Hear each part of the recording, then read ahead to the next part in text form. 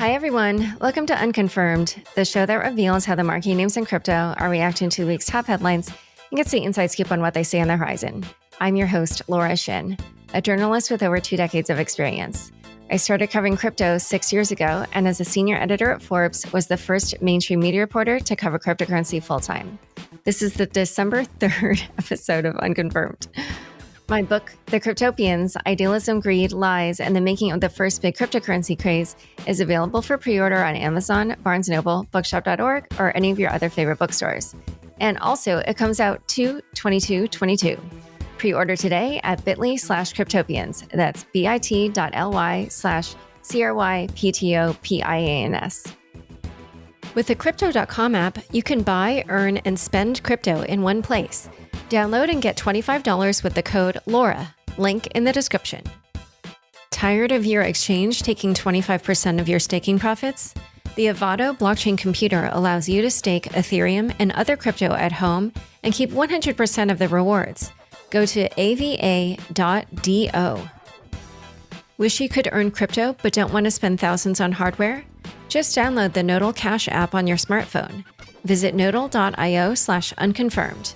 That's nodle.io/unconfirmed to start earning Nodal Cash today. Today's guest is Ryan Zurrer, founder of Dialectic, a crypto wealth multifamily office. Welcome, Ryan. Hey, Laura. It's great to be back. Thank you very much for having me on. And I am so excited to read your book. I think this is going to be the defining story of how Ethereum has unfolded, and I imagine it was probably really difficult to edit with just all of the crazy stories that have unfolded, and so I can't wait to read it. I know it's been a long time coming, and we're grateful for the contributions that you continue to make for our space. Thanks, Ryan. Yeah, people will see. The book starts with a list of characters because, yes, when you are describing decentralized worlds, there's a lot of people to keep track of. But people who know nothing about crypto and who've read it have told me, yes, they are able to follow. And through various quizzes I have given them, yes, I realized, okay, they really did learn stuff. So it's pretty cool to see. Anyway, okay. You recently spent $29 million, which is the highest amount of money ever paid for a single NFT on Human One by Mike Winkelmann. By the way, you guys, I've barely slept, and so has Ryan. So I think this is going to be a very fun conversation. Mike Winkelmann is Beeple, most people know. Tell us why it is that you decided to bid on Human One and how you came to own it. So I've been developing a relationship with Mike ever since I bought the dick milking factory back in the spring. And what deeply resonated with me with respect to Human One is the fact that it's this evolving piece which will fundamentally change the relationship between collector and artist over many, many years. This piece will evolve and he'll continue to add to it over time. So when I looked at it, I thought, this isn't one piece. This is actually many pieces. And sort of looked at it, I guess, in a different way than that. And I don't think the world fundamentally understood how many pieces this will be or just how big this project will be. And I thought that was really interesting. And I could embark on this multi-year journey with my good friend, who I just really like, and we get along really well. And then, actually, before you keep going on, can you just describe the artwork for listeners, since not everybody has seen it? Sure. Well, I certainly would encourage everyone to take a look at a YouTube video of just Human One, all caps, one spelt ONE. But essentially, it's a sculpture that is rotating, sort of in this very methodical way. And today, within the sculpture is a 3D moving image of an explorer, I would say. It sort of looks kind of like an astronaut right now, but one would refer to them as an explorer that's slowly traversing different digital lands. And the important thing here is that this is a meditation on mankind's first steps into the metaverse. we're all confronted with this conversation of our dual identities that we all now have between our digital identity and our real world identity.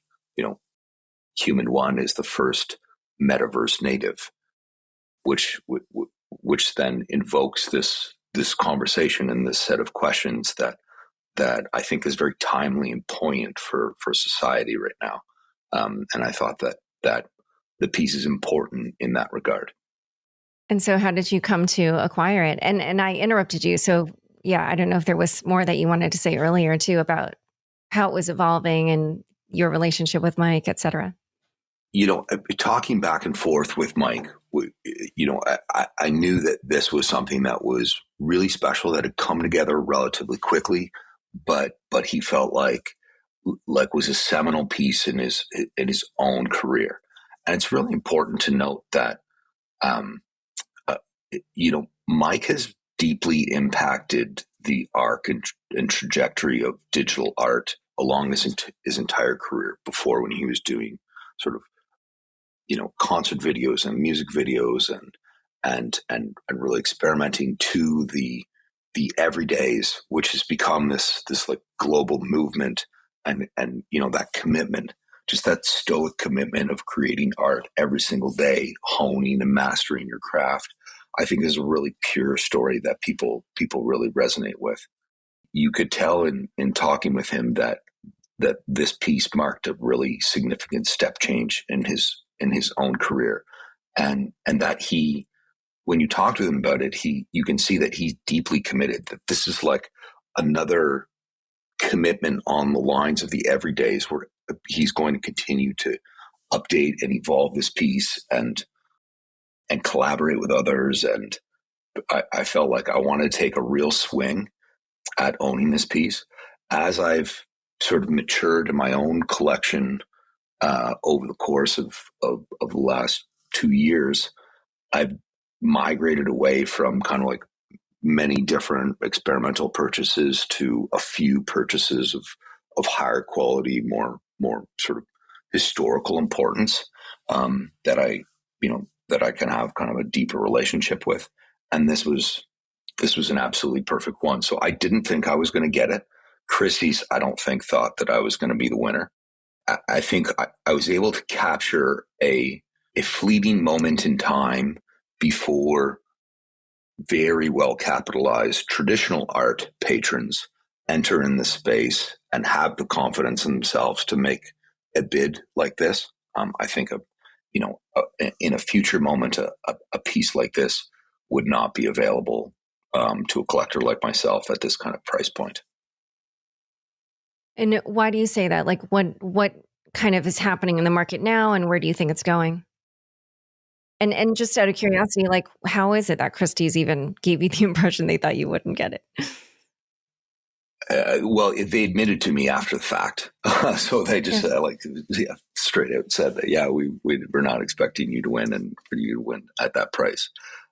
Because, Mike had spent a bunch of time with sort of your very famous who's who canon of traditional art patrons, and one would have expected that they would come to the mat on that night and be bidding really hard, but it wasn't the case. The bid, to my understanding, landed between myself and another crypto native.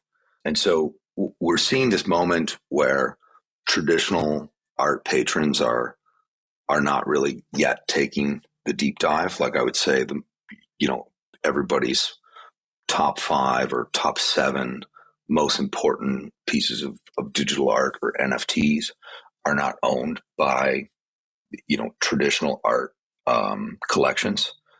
They are taking a standoffish approach at this point, but inevitably, they will have to enter. It'll be a question of their own survival. Like, they're not going to be able to poo-poo this for that long. And so, I expect this to evolve very quickly. And that's why I think that over the next year, certainly, definitely 2, you'll see more acceptance among traditional art patrons and traditional art institutions, where this piece has been the first piece that has created a conversation with sort of leading art institutions around the world that want to display an important piece of digital art that kind of represents their own first foray into the metaverse. And so as I've seen these conversations come up with Human One, I'm optimistic that we are moving in the right direction and quicker than traditional art would usually move in a new direction. Super interesting. So we're going to have to talk a little bit more about that because I have questions. But first, a quick word from the sponsors who make this show possible. Did you know that exchanges take up to a 25% cut on your staking rewards? But you don't need an exchange to stake. You can run a validator at home. Join thousands of solo stakers, get an Avado device, plug it in, deposit your stake, and earn the full reward. Avado created the best hardware and specific software to stake and keeps your validator on the latest version through auto updates. One-time investment, 100% profit. Go to Avado, that's ava.do. Join over 10 million people using Crypto.com, the easiest place to buy, earn, and spend over 150 cryptocurrencies. Spend your crypto anywhere using the Crypto.com Visa card. Get up to 8% cash back instantly, plus 100% rebates for your Netflix, Spotify, and Amazon Prime subscriptions. Download the Crypto.com app now and get $25 with the code LAURA. Link in the description. Back to my conversation with Ryan. So you were just at Art Basel Miami, and you were talking about how you feel, the traditional art world maybe is sort of coming around. And I was curious kind of like what you saw there, what your take is now on how the traditional art world is looking at NFTs and how that's evolving. I think Miami is a microcosm for how the art world is treating NFTs, where within the Miami Fair, there is almost nothing with respect to digital art and NFTs. There was one booth that was sort of dedicated to traditional art and NFTs. Whereas all of the buzz, all of the energy that was happening in the city around the week were around the NFT drops, like the Rafik Anadel piece on the beach yesterday evening, or Beeple's work, or just other digital artists doing drops, like for example Christie's and OpenSea doing the Mad Dog Jones drop later this week, and so everyone's talking about digital art and NFTs, whereas the sort of powers to be who curated the core event are almost like missing the opportunity to integrate it into the core of the event. I think it was a bit of a missed opportunity in that regard. And again, they'll have to evolve very quickly, because it will matter for Art Basel to continue to enjoy the lead or the premier position that it has. Like, it will not be the premier art fair on the planet in 5 years if they don't get serious about digital art very quickly.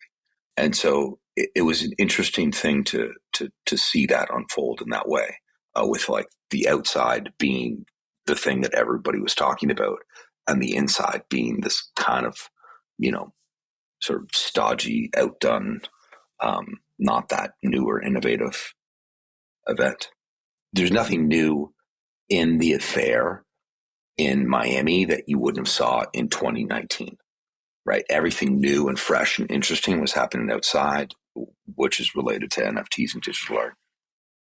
Well, so people in the NFT world themselves have even, like Beeple/Mike said this himself, that he agrees that NFTs are in a bubble, and that pretty much not all, but the vast majority of the NFTs being sold will someday be worthless. He's said this. So how do you kind of reconcile that view that he has, along with, I'm sure you're well aware, a lot of traditional artists or art collectors have looked at NFTs and said, oh, I don't see anything of value, da-da-da. So in a way, they sort of agree. And yet it seems like you don't see those two viewpoints as being the same. So can you talk about that a little bit?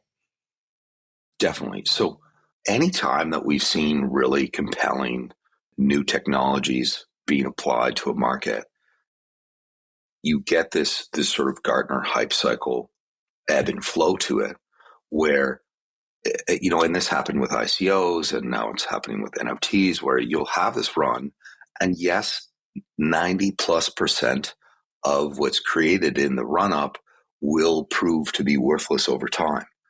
But let's not miss the forest for the trees here, and remember that the 10% that does survive will go on to be incredibly valuable assets, will be incredibly important pieces of infrastructure and technology in our society.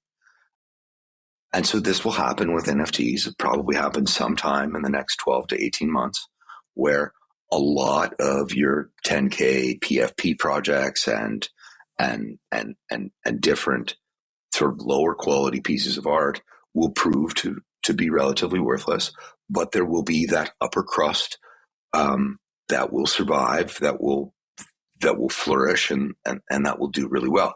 This is true of the artists, and this is true of the art across a range of different categories. And so I'm very optimistic that even though we're going to see this flush out of lower quality, that's just the natural ebb and flow of technology applied to markets. And that's okay. We embrace that. And beyond that, you're also going to see other art categories picking up the slack such that the general market is expanding. So, I think 2022 is going to be a great year for music NFTs and spatial AR, VR NFTs, and thinking about art in this more interactive way.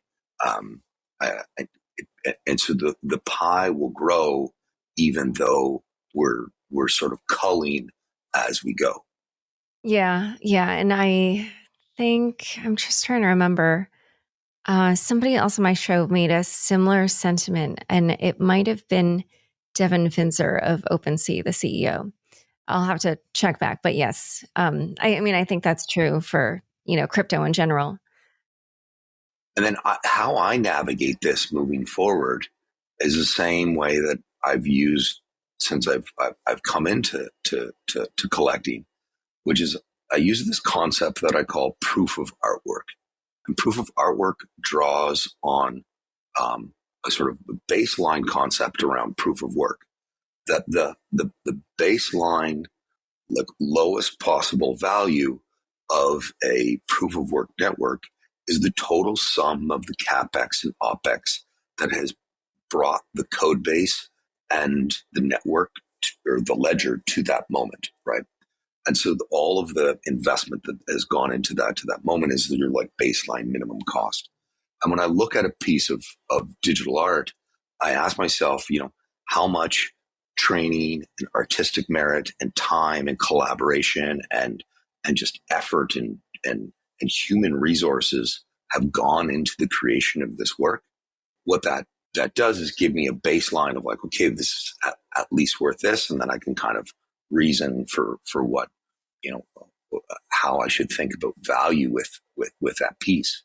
What that does is it causes me to miss out on some of your more cheeky pieces, like like the pack pixel or like an X copy would like not be a thing that I resonate with, but it leaves me with a portfolio of really high quality digital art that's very technically sophisticated and future forward. Things like Brandon Dawes' work or Rafik Anadel's work or Mike Beeple's work, where I can see and feel and understand very intuitively the amount of time and effort and resources that went into creating that piece of digital art. And so I just try to stay true to that north and know that things will kind of like work themselves out if I've got like that kind of baseline covered in this concept of proof of artwork. One thing I wanted to ask you to talk about a little bit more was your personal relationship with Mike/Beeple. You were talking about how this artwork will change over time, and how, I mean, you guys are kind of like essentially friends. And I guess I was just thinking, what's fascinating to me is, so in a way, you're going to be able to most likely influence the development of this artwork that you own. I think that would be my guess. And it's just kind of interesting because it just made me think that, a long time ago, kind of when there were things like patrons of the arts and, not like we don't have that today, but just kind of in that more old model, you might be seen as something like that, but probably the relationship was quite different. And so I'm just kind of curious how you view that relationship now and in the context of NFTs. Yeah, I mean, I think this is a really fun part of it that we get to collaborate in this regard. And I want to make it clear that it's not going to be like me calling up Mike and being like, "Hey, it's my birthday. Like, put a birthday hat on the guy," or like, "Hey, can you like make it look more like me," or something like that. It's not going to be like that. Part of our relationship is really good because I have a deep sort of reverence and respect for the Stoic path that he's walked to become the standard bearer of digital art. At the same time, it is really interesting to be able to like jam on ideas and talk about different things. And I flew down there to Charleston earlier this week and was I'm still like taken aback and like have goosebumps thinking about this. So Mike was like, "Yeah, come down to the studio." And I was thinking I'd go down there and be like, a big garage, and he's got like some screens and stuff that he does his art on, and that's kind of the end of it. And he does these really interesting physical pieces, where I think really he and Rafik are the leaders in this kind of relationship between the physical and the digital piece. So he does physicals for all of his digital piece, which again just sort of deepen the relationship that he has with his collectors. And so I get down there and it's not a studio. It's a full on like sprawling campus. And he has a whole bunch of like aerospace engineers working for him and different artists on this massive like sort of warehouse that has all of these offices and rooms and different things and different people doing different things. It honestly seemed like this crazy mix of like Warhol's studio with Bell Labs, where they've got like 3D printers and laser cutters, and they're just doing these wild things that completely blew my mind. And so when you get this sense of like of just how much they're willing to push the envelope and move things forward, and his brother Scott is a really brilliant engineer and very fundamental to the whole team.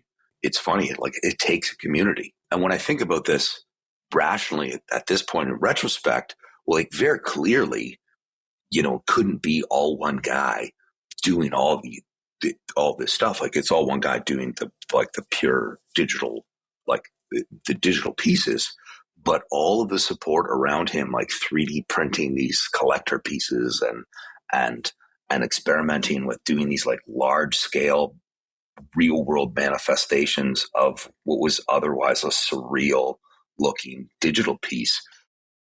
It's pretty remarkable. I think Charleston is going to be this hotbed of innovation in the space as he continues to bring in artists around him.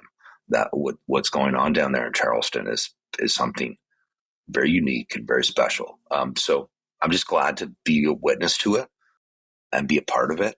And I'm just glad that we get along so well. He grew up in Wisconsin. It's not that far from where I grew up in Canada. We're about 6 months difference in age. And so like from the moment we started chatting with each other, especially because I had bought something, comical and interesting like the dick milking factory, we just kind of hit it off as fast friends and just like shit talk and swear and stuff like that with each other. And so a huge part, I'm like, this sounds kind of flippant and cheeky, but it's not. A huge part of the reason why I bought the piece is because I was like, well, I get to buy this relationship with this amazing human being who like I want to be around for the next 20, 30 years. This thing will pay for itself in belly laughs with my friends many times over. And so that feels like a better investment than something Right. Okay. from But some faceless person. I just want to give listeners context. You spent more than $500,000 on that. So um, I mean, the cost of belly laughs for you is different than for other people. I just needed to point out. But okay, before we don't need to dissect that more than we just did. But I did want to ask you before we go, where do you think NFTs will go over the next year or so? Well, as I mentioned, I think we're going to see a washout and a sort of migration to quality, and that's why I spend more time on kind of like single pieces that I'm more excited about than collecting like, a piece a day or 10 pieces a week or something like that. But nonetheless, the pie will expand because new categories are emerging, like spatial VR NFTs, which we're really excited about. More things in play and gaming will emerge. Photography NFTs are starting to have a bit of a moment. Music NFTs are going to be massive. Music NFTs, music to my knowledge is the largest category of art, so it'll make sense that music NFTs are also the largest category of NFTs over time, I would think. Well, let's see.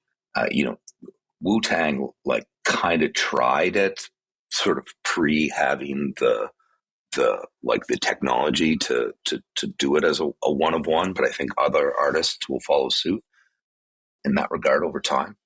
And so while there will be pain over the next year in certainly maybe in the visual art NFT space, that's just the natural ebb and flows of markets. And, we should be used to that in our community by now. All right. Well, we will have to see how it all plays out. Thank you so much for coming on Unconfirmed. Thank you, Laura. Don't forget, next up is the weekly news recap. Stick around for This Week in Crypto after this short break. There's a new cryptocurrency made for mobile that you can earn by downloading the Nodal Cash app. It's free, easy to use, and there's no hardware to buy. The Nodal Cash app allows you to earn crypto whether you're on the go, stuck in traffic, or even while you're sleeping. Nodal Cash is the crypto you earn 24/7. Go to nodal.io/unconfirmed to get started today. That's nodle.io/unconfirmed.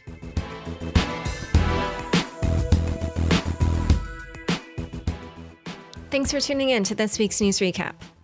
Before we dive in, I just wanted to urge you to check out 4 articles that I published this week. On Medium, I wrote about the Graph protocol, which is basically a decentralized Google, as well as why one of its potential competitors decided to instead help support the Graph and become one of its core dev teams. On Facebook Bulletin, I explained the tokenomics of both Bitcoin and Ethereum. If you need a refresher on how to value BTC or ETH, or know a friend that is just falling down the crypto rabbit hole, go check out these primers on my Bulletin page. All 4 links will be in the show notes for this episode.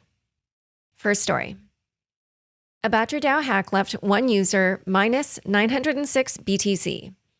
Badger DAO, a DeFi protocol built to provide yield on Bitcoin, fell victim to an attack on Wednesday night. Badger DAO tweeted, "Badger has received reports of unauthorized withdrawals of user funds. As Badger engineers investigate this, all smart contracts have been paused to prevent further withdrawals." According to PeckShield, the total loss is over $120 million. Based on PeckShield data, it appears roughly 85% of the $120 million came from 4 large Bitcoin addresses, which lost 906, 491, 203, and 184 BTC respectively, equating to losses approximating $51 million, $27 million, $11.4 million, and $10.3 million. As of press time Thursday afternoon, the cause of the exploit has yet to be confirmed. However, Tritium, or some pronunciation like that, a Badge Core contributor, speculated in the Discord that it could be a front-end issue with the Badger.com user interface. Tritium wrote, "There is no problem with the smart contracts. It looks like a bunch of users had approvals set for the exploit addresses allowing them to operate on their vault funds, and that was exploited. Once we noticed, we froze all the vaults so nothing can move and are trying to figure out where the approvals came from, how many people have them, and what next steps are." Such an attack, which targets the front end of Badger DAO rather than the decentralized protocol itself, raises many questions, which a Badger DAO Discord member named SciGuy laid out in the main Discord chat. "This hack has really opened up a can of worms for questions for me. 1. How can we make sure what we approve in MetaMask is legit? 2. How can funds be moved even with a rogue approval from a ledger-secured wallet? E.g., if I swap a coin on Uniswap, I must manually hit the buttons on my ledger twice, once for the approval and once for the actual swap. How is this hack possible? 3. How the heck does a front-end attack happen? Does this mean he hacked the server and uploaded a modified contract so when users click claim, they get his? While Badger devs have yet to release any answers to the above questions, Eagle Capital's CryptoCat VC pointed out on Twitter that front-end exploits can be avoided through proper MetaMask approval hygiene. Practicing proper wallet approval techniques can save users from giving DeFi unlimited allowances on certain tokens, a feature deployed by dApps where users only have to approve the wallet dApp connection once, rather than for every token deposit. While convenient, this setup leaves users' funds at risk, as hackers have shown the ability to drain users' wallets giving unlimited allowance to DeFi protocols. To allow this, CryptoCat VC explained, don't trust the site's UI. Take the address manually from the MetaMask data and look at that contract on Etherscan. She added, never approve more than you plan to use. You can always approve more in the future. Yes, it costs a few more dollars. So is psychological help once you will get rugged. Square rebrands to Block. Square, the Jack Dorsey-led payments firm, is rebranding its corporate identity to Block, according to a press release on Wednesday. Since launching in 2009, Square has expanded its scope to include a variety of crypto-linked services, including Square Crypto, a Square offshoot focused on Bitcoin development, Cash App, a mobile payment service turned Bitcoin exchange, Tidal, a music streaming service with NFT aspirations, and TBD 545-66975, a yet-to-be-built decentralized crypto exchange. In addition to building out services for crypto assets, Square also purchased roughly $170 million of BTC back in February. The rebrand acknowledges that Square is no longer just a payments company specializing in commerce solutions, software, and banking services for seller businesses, says the company. We built the Square brand out for our seller business, which is where it belongs, said Jack Dorsey, co-founder and CEO of Block. Block is a new name, but our purpose of economic empowerment remains the same. Much like how Facebook's rebrand to Meta did not alter the name of Facebook, the social media app, disclosure, I write a newsletter for Facebook/Meta, Block explained that its name change only distinguishes the corporate identity from the other parts of the company, like Square, Cash App, Tidal, and TBD 545-66975. And each of those entities will keep its name. Square Crypto, however, is rebranding to Spiral, a term the company thinks reflects on the nature of Bitcoin as it continues to grow like a spiral from a single point, encompassing more and more space until it touches everything. The news comes just on the heels of Block CEO Jack Dorsey stepping down from the CEO position at Twitter, the social media app he co-founded. In June, Dorsey famously explained, if I were not at Square or Twitter, I'd be working on Bitcoin. If it needed more help than Square and Twitter, I will leave them for Bitcoin, Dorsey told the crowd at Bitcoin 2021. With his time at Twitter over and Square's rebrand to Block, it appears that Dorsey is making his summer statement reality. Metaverse Land is going fast. Metaverse real estate is getting hot. Data from DApp Radar shows that out of the top 10 most expensive land purchases on The Sandbox, a virtual metaverse game, 8 of them happened within the last 2 weeks, with each plot of land selling between $81,000 and $191,000. On Decentraland, a similar metaverse game, 5 of the top 10 most expensive land purchases happened in the past 14 days, with eye-popping values stretching from $415,000 to $2.42 million. The latter purchase for 618,000 mana was claimed by the Metaverse Group, which announced the largest metaverse land acquisition in history, a 116-parcel estate in the heart of Decentraland's Fashion Street district. Notably, the Metaverse Group purchase outdid an anonymous Thanksgiving Eve acquisition of Genesis Land in Axie Infinity for 550 ETH, or roughly $2.3 million, which marked the largest sale ever for a single plot of digital land at the time, according to Axie Infinity's Twitter account. In total, DApp Radar shows that over $100 million worth of digital real estate traded hands over the 7 days ending November 30th. According to digital asset manager Grayscale, such buzzy numbers from the metaverse are to be expected going forward. The metaverse is estimated to be a $1 trillion revenue opportunity across advertising, social commerce, digital events, hardware, and developer creator monetization, wrote Grayscale in a recent report. Banks want to get into Bitcoin without getting into Bitcoin. A report from CoinDesk's Ian Allison says that Goldman Sachs is among a group of U.S. banks attempting to figure out how to use Bitcoin as collateral for cash loans. Allison cites 3 sources familiar with the plans. Goldman was working on getting approved for lending against collateral and tri-party repo, said one source. And if they had a liquidation agent, then they were just doing secured lending without ever having Bitcoin touch their balance sheet. Coinbase and Fidelity Digital Assets were mentioned as potential candidates with whom the U.S. banks are in discussion. Goldman and a handful of other big banks are attempting to follow in the footsteps of digital asset-friendly banks like Silvergate and Signature, both of which already released a Bitcoin-backed cash loan program earlier this year. $31 million was lost in a DeFi hack spanning Ethereum and Polygon. Approximately $31 million in cryptocurrencies were stolen from Monox in a hack on November 30th. Monox, a DeFi platform specializing in liquidity pools, saw about $18.2 million in wrapped ETH stolen, along with $10.5 million in Matic. Other tokens were taken as well. According to security researcher Mudit Gupta, the exploit was caused by a smart contract bug that led to incorrect price updates when doing token swaps. He added, the attacker did a bunch of swaps from Monox token to Monox token to pump the price of Monox token in the system. Once the price was obscenely high, they swapped their Monox tokens for all the other assets in the system. In a postmortem, Monox noted that it has a $1 million insurance pool, which it is working on distributing.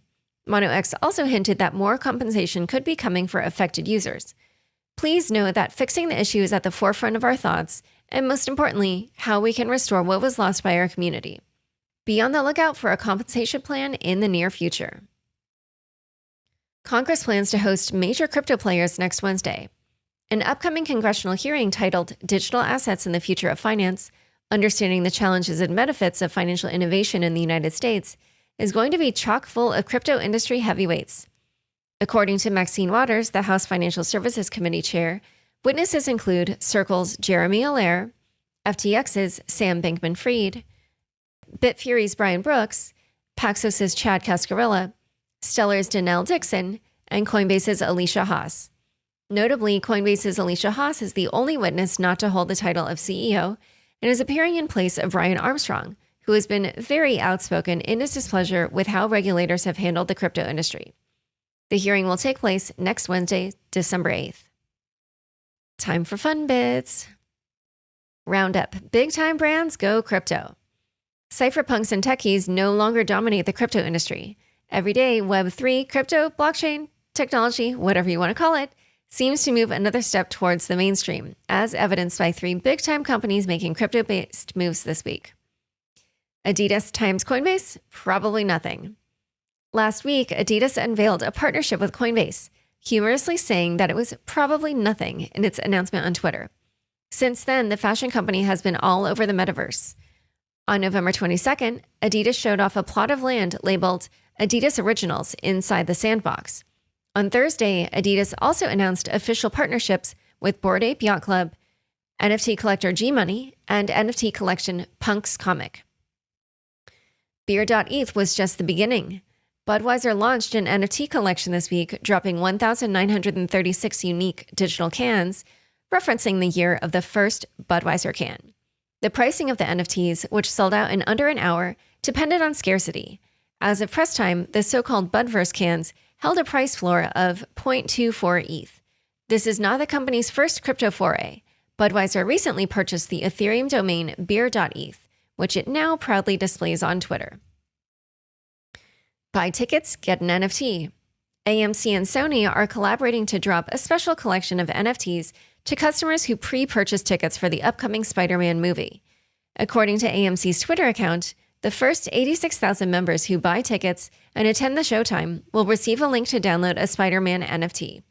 Notably, the NFTs are based on Wax, a blockchain that states it is carbon neutral, a point that AMC prominently displays throughout its marketing, touting the Spidey NFT drop as eco-friendly. All right, thanks for tuning in. To learn more about Ryan and Human One, be sure to check out the links in the show notes. Unconfirmed is produced by me, Laura Shin, with help from Anthony Yoon, Mark Murdoch, and Daniel Ness. Thanks for listening.